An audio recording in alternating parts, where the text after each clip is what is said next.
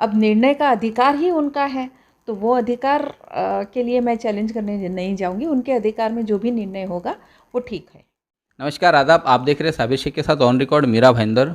7 तारीख को मीरा भाईंदर महानगर पालिका में हुई वर्चुअल महासभा में भारतीय जनता पार्टी की तरफ से प्रस्ताव पारित हुआ था कि 5 नगर सेवकों का चयन किया जाए, जिसमें से एक नगर सेवक जो शिवसेना के थे उस पर भारतीय जनता पार्टी ने आपत्ति जताई थी कि वो ठेकेदार है, और बाकी के जो 4 नगर सेवक हैं उनकी स्वीकृति को माना जाए, इस तरह का प्रस्ताव पारित हुआ था। लेकिन उसी प्रस्ताव के खिलाफ में शिवसेना समर्थित एमएलए गीता जैन ने राज्य सरकार के पास में जाकर शिकायत की, और वहां से शिकायत करने के बाद में उस शिकायत की गंभीरता को देखते हुए राज्य सरकार ने उस प्रस्ताव पर स्थगिति दे दी है, जिसके चलते जो 5 जो नगर सेवक चुने गए थे माफ़ी चाहूँगा, जो 4 नगर सेवक चुने गए थे जिसमें 3 बीजेपी के थे, एक कांग्रेस का, इन चारों नगर सेवकों का जो नॉमिनेशन था उसे स्टे दे दिया है राज्य सरकार ने। हम जानना चाहेंगे एमएलए गीता जैन जी से कि किस प्रकार का ये मामला था और क्यों आपने इस तरह की ये शिकायत की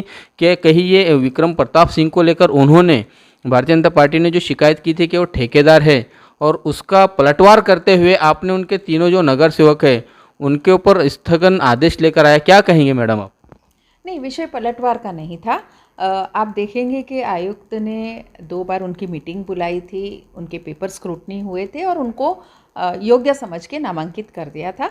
और वो चारों के बाकी जो 4 थे कॉप के लिए नाम, उनके लिए भी वही उन्होंने प्रोसीजर फॉलो की थी। इसका मतलब 5 नाम जो आयुक्त ने अपनी सिफारिश दी थी वो पूरी जांच करने के बाद दी थी। एक ऑब्जेक्शन पीरियड होता है, उसमें भी किसी ने ऑब्जेक्शन लिया नहीं था। इसका मतलब एवरीथिंग इज़ राइट। जो ठेकेदार होने की बात कर रहे हैं, तो विक्रम जी ने उस प्रताप फाउंडेशन से इस्तीफ़ा भी दे दिया है।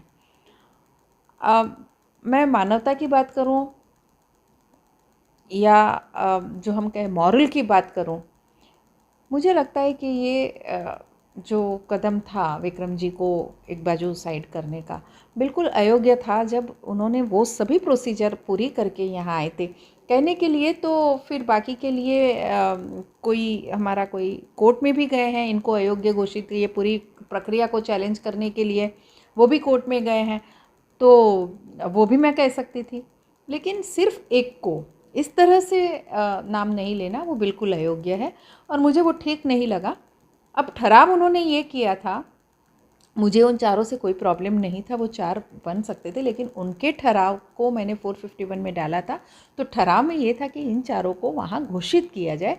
उस पर 451 पे मैंने जो ऑब्जेक्शन लिया, इसलिए उन चारों को भी अभी स्थगन मिला है, क्योंकि उन्होंने ये ठहराव नहीं किया था कि हम इनको नहीं लेंगे। उन्होंने ये कहा था कि हम इनको वापस जांच करवाएंगे, फिर सादर करेंगे वगैरह।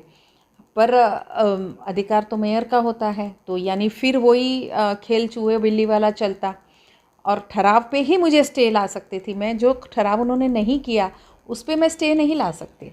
तो उन्होंने ये ठहराव किया था कि इन 4 को मनोनीत किया जाए, उस पर ही मुझे स्टे मिलेगा। 451 उसी पे किया जाएगा, तो उस पर किया मैंने। मैडम, कहीं ऐसा मामला नहीं है कि जो 3 जो उनके बीजेपी की जिनको उन्होंने उनके नाम घोषित किए थे, जैसे अजीत पाटिल हो गए, भगवती शर्मा हो गए और एक अनिल भोसले, और उनको जब उनके नामों की जब घोषणा की गई तो उनके आपस में ही काफ़ी और भी लोग नाराज़ हो गए।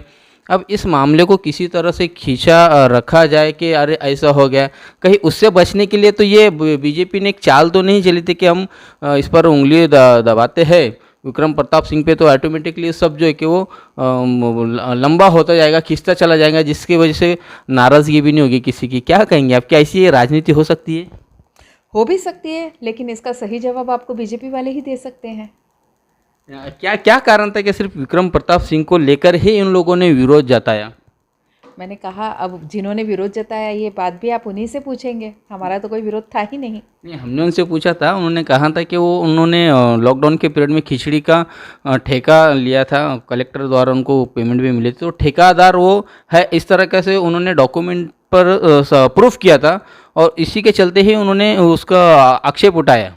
नामांकित होने के पहले उन्होंने वहाँ से राजीनामा दे दिया था। उसके बावजूद मैंने क्या कहा कि ये सब स्क्रूटनी ही हमारे आयुक्त ने की थी, तो क्या आप आयुक्त की हुई स्क्रूटनी को गलत ठहराना चाहते हैं?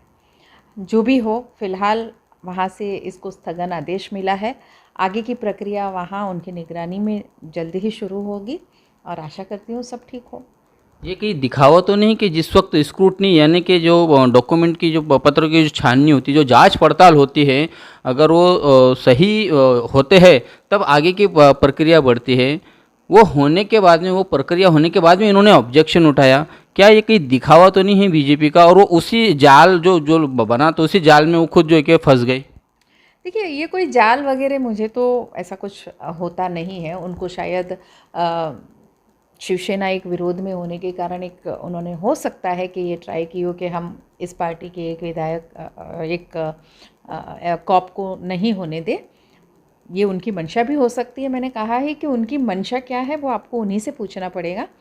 लेकिन टेक्निकली ये बात बिल्कुल गलत है कि स्क्रूटनी होने के बाद जैसे वो 4 को नामांकित अगर आपने समर्थन करके घोषित किया है तो 5वें को भी, क्योंकि स्क्रूटनी हो चुकी थी, जांच पड़ताल हो चुकी थी, 5वें का नाम भी उसी तरह से जाना चाहिए था, जो नहीं गया। इसीलिए कहीं ना कहीं इस प्रक्रिया संदेह हुआ और मुझे ये कंप्लेन करनी पड़ी। ठीक है मैडम, ये समझ सकते हैं कि आपने जो एक शिवसेना के ही विक्रम प्रताप सिंह के खिलाफ में बीजेपी ने जो कि उसको लेकर आपने शिकायत की, लेकिन इसके अलावा आपने जो 4 जो समितियां है उसके सदस्यों का जो चयन होना था उस पर भी ऑब्जेक्शन उठाया, उस पर भी आपने स्टे ले आया। वो उसकी क्या ज़रूरत थी?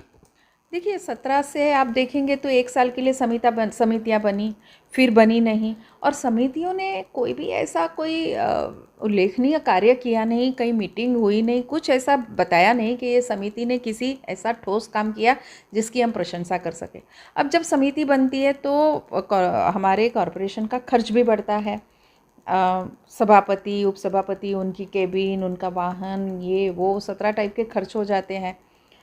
आज कोविड से गुजरने के बाद हमारी भी फाइनेंशियल स्थिति इतनी मजबूत नहीं है, तो ये सब टेक्निकल, और भी 2 टेक्निकल रीजंस थे, उसकी वजह से हमें कुछ संस्थाओं ने कंप्लेन भी दी कि ये समितियों पे गलत खर्च हो रहे हैं और ये समितियों की यहाँ क वर्ग कॉरपोरेशन में ऐसी कोई ज़रूरत है नहीं, और अगर थी तो फिर आपने 1 साल करने के बाद 1 साल और क्यों नहीं किया। ये सब जो क्वेश्चन थे, तो उस पे भी और विचार विमर्श करने की ज़रूरत थी कि क्या इसकी ज़रूरत है। और इसी का विरोध करते हुए मुझे लगता है कांग्रेस और शिवसेना ने अपने सदस्यों के नाम भी नहीं दिए थे कि जब इसकी ज़रूरत नहीं है तो आप क्यों फॉर्म करते हो। तो इसी के चलते फिर जब ये विषय लिया तो मैंने दूसरा भी विषय लिया कि क्यों नहीं इस पे भी एक बार फिर सोच विचार हो और फिर जो ठीक लगे वो निर्णय हो। कहीं ऐसा तो नहीं कि उन समितियों पर भी भारतीय जनता पार्टी का ही कब्जा होना था, उन्हीं के सभापति रहते, मेजॉरिटी में उनके ही सदस्य रहते भारतीय जनता पार्टी के, वो शायद आपकी आंखों में खल रहे होंगे कि हमें ये लोग नहीं चाहिए या ये समिति नहीं चाहिए, ताकि और भारतीय जनता पार्टी जो मजबूत होती हुई हो सकती थी उस समिति बनने के बाद में उस पर काबू पाया जा सके। देखिए, जनता का फैसला था कि तब उन्होंने बीजेपी को मैंडेट दिया, तो हमारी आंखों में खलने का कोई कारण रह नहीं जाता है। और ये संविधान में है कि जो बहुमत में है तो सभापति उन्हीं समितियों में से बनेगा, ये भी मैंडेट है, और उसमें कोई मुझे आंखों में खलना वगैरह बिल्कुल ऐसी बात नहीं थी।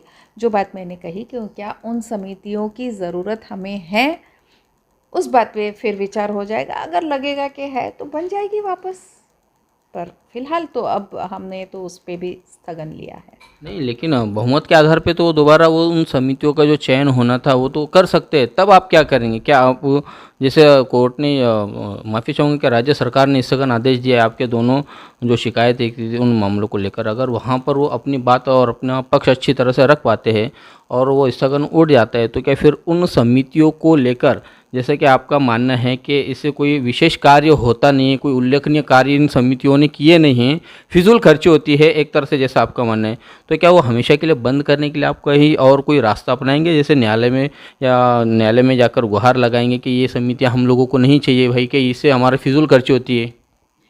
नहीं, मुझे सरकार के लिए गए निर्णय पे पूर्ण विश्वास है। उनको जो योग्य लगेगा वही निर्णय वो लेंगे, और इसलिए उस बारे में मुझे कोई शिकायत उसके बाद नहीं रहेगी। मतलब अगर के राज्य सरकार में वो अपना पक्ष भारतीय जनता पार्टी अच्छी तरह से रख पाती है यहाँ की महानगर पालिका की, तो और राज्य सरकार जो निर्णय देगी आप उस पर सहमत रहेंगे, मतलब तब आपको नहीं दिखाई देगा कि भ्रष्टाचार मुझे रोकना चाहिए? देखिए, बहुत बार हम कोर्ट में जाते हैं, हम हर जगह शिकायत करने जाते हैं, हर बार हमारे मन का ही हो ज़रूरी तो नहीं होता है, हमें कुछ निर्णय मानने भी पड़ते हैं। तो मैंने वही कहा कि मुझे जो गलत लगा मैंने अपनी तरफ से रख लिया, अब निर्णय का अधिकार ही उनका है, तो वो अधिकार के लिए मैं चैलेंज करने नहीं जाऊंगी, उनके अधिकार में जो भी निर्णय होगा वो ठीक है। ये है एमएलए गीता जैन, जिन्होंने बताया कि पहला जो मुद्दा था उनका कि जिस तरह से जो स्टे लाया गया है उस स्टे में भारतीय जनता पार्टी ने कहीं ना कहीं गलती की है कि जिस स्क्रूटनी के दौरान जब उन्हें ऑब्जेक्शन उठाना चाहिए था तब उन्होंने ऑब्जेक्शन नहीं उठाए, और एक बदले की भावना वाली जो राजनीति है वो खेलते हुए भारतीय जनता पार्टी ने केवल शिवसेना के ही विक्रम प्रताप सिंह पर ऑब्जेक्शन उठाया था, उनका विरोध किया था उनके नगर सेवक पद को लेकर। दूसरा जो मामला है कि समितियों का जो मैडम ने जो विरोध किया है या जो शिकायत की है वो उसको लेकर उनका साफ मानना है कि इन समितियों ने जब से महानगर पालिका नगर परिषद से लेकर महानगर पालिका बनी है इस दौरान कोई उल्लेखनीय इन लोगों ने कार्य नहीं किया है कि जिसके चलते शहर वासियों को फ़ायदा हो, शहर का भला हो या शहर के विकास में एक कदम आगे बढ़े, ऐसा कोई उल्लेखनीय कार्य इन समितियों ने ही नहीं किया है। इसीलिए समितियों के चयन का भी इन्होंने विरोध किया है। देखना है कि जिस तरह से भारतीय जनता पार्टी ने उन अपने नगर सेवकों को लेकर जो कदम उठाया था कि इनका चयन होगा, ये नगर सेवक बनेंगे, क्या ये कहीं उनकी अंदरूनी राजनीति ही एक चाल तो नहीं थी कि शिवसेना के विक्रम प्रताप सिंह का विरोध करेंगे ताकि वो विक्रम प्रताप सिंह आगे जाके इसको चैलेंज करेंगे या वो कानूनी प्रक्रिया में लेकर आएंगे, और उनके जो 3 जो नगर सेवक चुने जाने थे जिसके चलते और भी जो लोग जो जिनकी अपेक्षा थी कि उनका नाम लिया जाएगा या उन्हें आगे किया जाएगा या उन्हें पद दिया जाएगा, उनकी अपेक्षा भंग हो रही थी, उन्हें खामोश करने के लिए, उन्हें समझाने के लिए भारतीय जनता पार्टी ने यह पूरा ताना बाना बुना था जिसमें वो खुद फंस गई है, ऐसा भी माना जा रहा है। आप देख रहे हैं आरिफ कुरैशी और साबिर शेख के साथ ऑन रिकॉर्ड मीरा भाईंदर। धन्यवाद।